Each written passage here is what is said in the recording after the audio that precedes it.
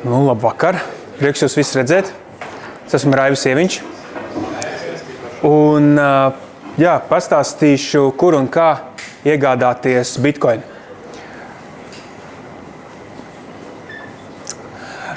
Vispirms pavisam dažos vārdos par Bitcoinu. Kāpēc tieši runa ir par Bitcoinu, nevis vispār kriptovalūtām? Tāpēc, ka Bitcoins ir īpašs, tāpēc, ka Bitcoins ir vienīgā decentralizētā kriptovalūta un varētu teikt tā kā Bitcoins un kriptovalūtas un citas kriptovalūtas. Tas tā kā divas pavisam atšķirīgas lietas.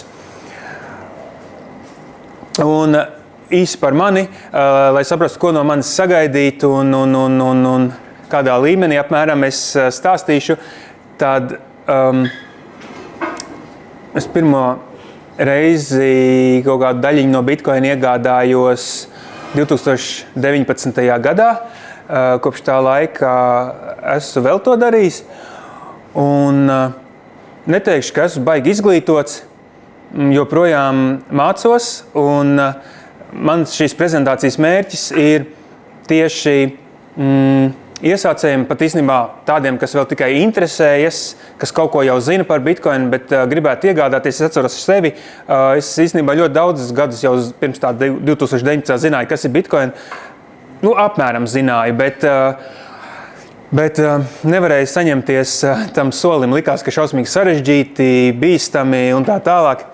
Tā kā šos jautājumus mēģināšu šķetināt šajā prezentācijā. Es teikšu, šīs nav vienīgās 3 iespējas, bet pastāstīšu par, manuprāt, 3 tādām svarīgākajām. Es tā daudz domāju, aprunājos vēl arī ar citiem. Tādas 3 kategorijas, kuras es varētu ieteikt. Vēl runājot par sevi, tad neviens man nemaksā, nestrādāju kaut kādā ar Bitcoin saistītā institūcijā, tā kā tas vienkārši manas domas, varbūt pat nevajag uztvert kā ieteikums, vienkārši mana pieredze, manas domas, kā man šķiet, kā var darīt. Ne visu esmu arī pats izmēģinājis, bet mazliet tas izpētījis. Tātad dažos vārdos, tad pirmā būtu vienkārši iepazīties ar cilvēkiem un atrast kādu cilvēku, kas ir gatavs pārdot Bitcoin. Protams, šeit ir problēma, ka vajadzētu lai tas būtu uzticams cilvēks. Bet par to atsevišķo pastāstīšu mazliet vairāk. Tad ir sludinājumu portāli. Es ilgi domāju, kā to nosaukt. Nosaukt par sludinājumu portāliem, jo kaut kas apmēram līdzīgs tā ir. Tas ir, kur tur ir cilvēki visā pasaulē, kas grib pārdot Bitcoin, kas grib nopirkt Bitcoin. Un tad skatāmies, kurš piedāvājums, kurš liekas atbilstošāks. Un trešā lieta ir centralizētās biržas, par kurām laikam visvairāk ir dzirdēts. Un kā daži piemēri, tie tikai daži piemēri, Binance, Coinbase, Kraken un Revolut laikam visi zina. Arī tur var iegādāties Bitcoin, bet katram savu plus mīnus ir. Tad par Bitcoin entuziastu kopienu Latvijā. Šobrīd šis pasākums arī notiek laikam lielākajā Bitcoin entuziastu kopienā Latvijā, kas ir Bitcoin Riga Meetup, kas notiek katru mēnesi. Un starp citu, šī noteikti būtu tāda viena no rekomendācijām, ja tu bieži nāc uz šiem pasākumiem un kaut kādus cilvēkus jau esi iepazins, tad tu saproti, ka viņš kaut kur nepazudīs, ka viņš tomēr ir zināma persona un varbūt, ka var kaut ko sarunāt. Un pat īstenībā šeit ir tādi cilvēki, kas ir gatavi viens otram palīdzēt, iepazīstināt, iemācīt un palīdzēt izdarīt. Ja? Tā kā tas savā ziņā ir diezgan ērti varētu būt šādā veidā nezinātājam iegādāties Bitcoin. Bet, protams, uzticības problēma. Otrais ir šie sludinājumu portāli. Viens no tādiem ir izveidots Latvijā, par kuru es vēl mazliet sīkāk parādīšu, arī dažus ekrānu uzņēmumus. Sauc Hodl. Tā doma ir tāda, tas viņu sauc par sludinājumu portālu, kurā var atrast, tad, ja es gribu iegādāties Bitcoin, tad tur var atrast tādus sludinājumus. Pirmkārt, par šo visu risinājumu, kas tas tāds ir. non-custodial, tad tas nozīmē, ka fiziski viņš nav starpnieks. Šis pakalpojumu nodrošinātājs fiziski neglabā. Ja viņš būtu starpnieks, viņš vispirms to bitkoinu pie sevis glabā. Tā kā banka, piemēram, izveido darījumu kontu, ja? Uzticama persona abām pusēm. Tad šai gadījumā tas notiek patiešo, peer-to-peer. Tas nozīmē, ka lietotājs pārsūta uzreiz lietotājiem. Un tas, ko dara šis pakalpojums sniedzējs, viņš nodrošina kontraktu jeb līgumu starp šiem diviem cilvēkiem, un kā trešais ir šis pakalpojums sniedzējs. Tad ir tāds jēdziens kā 3 parakstu metode. Un, principā, ja viss notiek tā, kā tam vajadzētu notikt pārsvarā, tad ja divas darījuma puses paraksta līgumu, ka ir noticis darījums un viss ir kārtībā, tad tos bitkoinus no tādas speciālas adreses, tad saņem arī tas pircējs. Savukārt, ja tur ir kaut kāds strīds gadās, tad portāls iesaistās un risina šo strīdu. Jā, un tad konkrētāk par hodl. Pats neesmu vēl tur veicis darījumu, bet esmu papētījis mazliet. Tad tur apmēram izskatās šādi. Jā, sākumā jāizveido ir konts, un pēc tam, ja izvēlos, tur prasa vai pirkt vai pārdot, un ja es gribu pirkt, tad es varu pēc vairākiem kritērijiem atlasīt darījumus, kādā valūtā, kāda summa, kādi maksāšanas veidi, vai tur, piemēram, var tikties un skaidrā naudā maksāt, var pārskaitījumu uz visdažādākajām bankām un nebankām. Kas tur vēl bija? Jā, un tad valstis arī vēl var izvēlēties, ja, piemēram, grib klātienē veikt darījumu, tad var izvēlēties arī, kurās valstīs. Nav tur ļoti daudz to piedāvājumu, bet kaut ko var atrast. Savukārt, ja nekas neapmierina no tiem piedāvājumiem, tad var izveidot arī savu piedāvājumu. Šeit tāds vienkārši daļa no ekrāna, kā apmēram, ko tur var iestatīt, veidojot savu piedāvājumu, savu sludinājumu, tā varētu teikt. Tad nākamais ir pieminēju centralizētas biržas. Tas ir institūcija, kura glabās pie sevis tevis nopirkto bitkoinu. Ir dažādi stāsti dzirdēti par visādām lielām krāpšanām, un tas ir viens, kas uzreiz grib pieminēt, runājot par centralizētām biržām.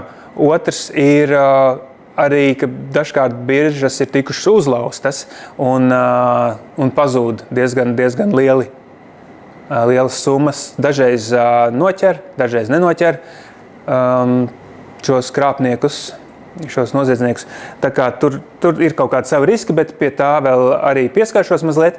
Gribu vēl pateikt, ka Kraken, tas ir viena birža, kurai ir daži plusi, piemēram, zemas komisijas maksas, un arī tas, ka es neatradu, ka viņi būtu kādreiz uzlausta. Tad viņi piedāvā gan mobīlo lietotni, gan tīmekļa versiju. Un tad pirmais, kas būs jāizdara, ir jāizveido lietotāja konts. Tā baigi detaļās neieiešu, bet pieminēšu interesantākās lietas, ka var izvēlēties gan privātpersonas, gan uzņēmumu kontu veidot. Abos gadījumos tur notiks personas datu pārbaude. Es neteiktu, ka tur pat uzņēmumu baigi daudz sarežģītāk uzņēmumu kontu izveidot. Un ir tā, ziniet, know your customer, tad katram šiem pakalpojumu sniedzējiem jāpārbauda ir, kas tu tāds esi. Tur jāsava ID karte arī, vai pase būs tur jāskanē, jāsūta. To es esmu darījis baigi sen, īsti vairs neatceros pilnu to procesu. Bišķi viņš aizņem laiku, bet manā gadījumā nebija nekas šausmīgs, tur piņķerīgs. Un jā, vēl viena tāda forša lieta, manuprāt, ka tur varēja izvēlēties, varbūt šobrīd taisot kontu nemaz vairs nevar izvēlēties, bet ka vajadzētu noteikti to izmantot, divfaktoru, divpakāpju autentifikācija, tur izmantojot, piemēram, kaut kādus vēl papildu autentifikācijas rīkus, tur kaut kādas lietotnes papildu drošībai. To arī noteikti vajag izmantot, un tā ir tāda svarīga lieta. Jā, šādi izskatās tas pirmais ekrāns, lai sāktu izveidot kontu. Un tad, kad viss tas garais process, kas varbūt pat aizņem tur, neatceros īstenībā, cik ilgi vajadzēja, lai viņi vēl savā pusē apstiprinātu, ka tas konts, bet varbūt tur viena diennakts varbūt kopumā. Jā, un tā kā konts ir izveidots, tad pirmā lieta, ka vajag papildināt kontu, un tad ir vairākas iespējas. Tad parādīšu pilnīgi ar ekrānu uzņēmumiem, kā to var izdarīt. Tad jā, ir arī tur profesionāļa versija un ir tāda iesācēja versija, tā kā pašai tai lietotnei. Un default laikam ir tā iesācēju. Un labajā augšējā stūrī ir poga transfer, un tad mēs izvēlamies deposit, lai pārskaitītu naudu. Un tad mēs izvēlamies valūtu. Un pēc tam par PayPal nesu pētījis, bet jā, tad ir vairākas iespējas, kādā veidā papildināt. Klasiskākais noteikti būs ar bankas pārskaitījumu. Un tad nākamais ir izvēlēties maksājumu veidu. Eiropas Savienībā noteikti visizdevīgākais un ērtākais un ātrākais un lētākais ir tas SEPA Instant, kur arī tad, ja to nospiež, tad vispirms ir tur šāda informācija, kas ir jāapstiprina, ka ir saprasta. Un tālāk, kas ir interesanti, tad Krakenam tagad tāds kādu laiku jau ir, bet tas samērā jauns tāds risinājums, ka katram klientam ir viņu tur sadarbības bankā, kā viņu tur sauc, Circle laikam, tiek izveidots virtuāls konts. Tā kā nav visi klienti neskaita uz vienu kontu, bet katram klientam ir savs atsevišķs virtuāls konts, kas palielina drošību, tādā ziņā arī, lai, piemēram, nekļūdītos, aizskaitīt kaut kur nepareizi vai ka tā naudas kaut kādu laiku pazūd. Un jā, šeit tad uzspiežot, kas tur bija iegūt details, tad mēs tālāk redzam precīzi informāciju, kas jāieved maksājumā, lai veiktu naudas pārskaitījumu, un kas ir interesanti, ka tiešām tur dažu sekundžu laikā arī nauda jau ir pieejama kontā un var sākt ieguldīt.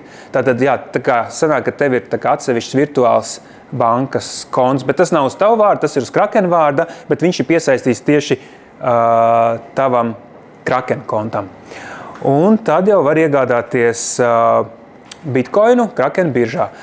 Un šajā te vienkāršākajā skatā labajā malā vienmēr ir redzams pirkt vai pārdot šī te saskārne. Un, tā kā man tur nebija pietiekami daudz līdzekļu, lai kaut ko pirktu, tad es tālāk, tur augšā var izvēlēties pirkt vai pārdot. Es gāju caur to pārdot skatu, bet principā viņi ir ļoti, ļoti līdzīgi. Ārkārtīgi vienkāršot tā izvēle ir tiešām vienkārši izdarāms. Šeit var vai tur par maksimālo summu vai par kaut kādu daļu no savas naudiņas. Jā, man tur ir aktīvs tas sell, bet vispār tāpat apmēram izskatītos arī, ja gribētu pirkt.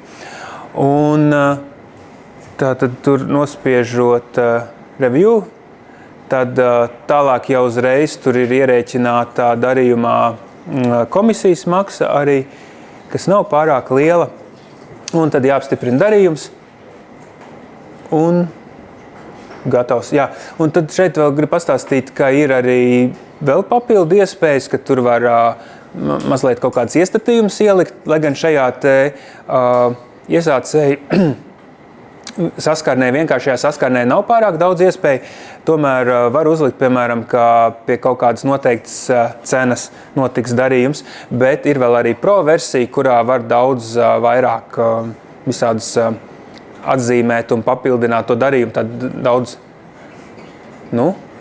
modificēt kaut kā vairāk.